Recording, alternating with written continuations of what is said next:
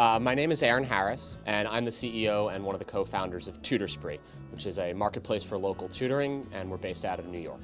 So the idea for Tutorspree actually started out as an online marketplace for online education. And we went and started talking to parents and students and tutors about that and discovered that they thought it was cool, but not really all that interesting. And what the real problem was actually finding a great tutor for their kids in their area that didn't involve going to a telephone pole or Craigslist, because they're just not trustworthy. So we realized we had to build a recommendation system around how to actually get that great tutor to a parent quickly and easily, and that's basically how we got going.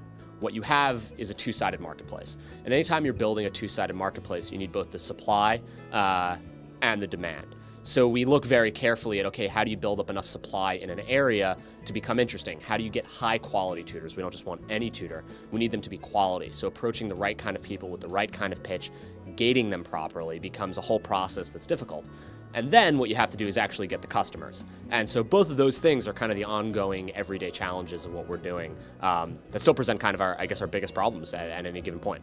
I think one of the big things that I'd say as a young entrepreneur I want government helping with or knowing about is the differences between the economy that I think we're trying to build and the entrenched economy, I think, of the US right now. I mean, we're shifting more into a services-based industry, that's good.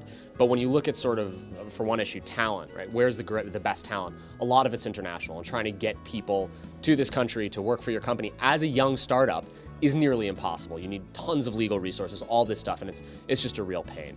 Ideas are cheap. It's really all about execution, and that is the hardest thing that you can possibly do. And you sometimes feel like you're getting beaten down by everything that's happening on a day-to-day basis. And you're like, oh, but my idea is so good. Well, it's not what it's about at the end of the day. It's just really about focusing on what you need to do and doing it every single day. And that, I think, is the difference between a successful business venture, an entrepreneur, and a person relative to just someone who consistently thinks they have great ideas and doesn't really do anything with them.